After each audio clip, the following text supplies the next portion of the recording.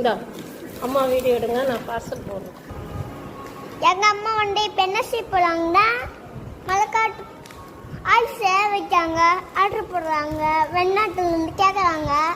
நல்லா இருந்துச்சு நான் சொல்லுங்க. Very much thank you.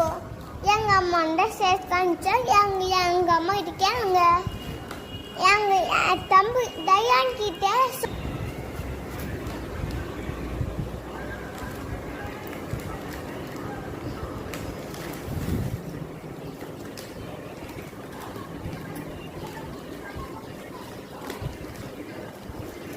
எம்எல் ஆட வைப்பாங்க. மா இதம்மா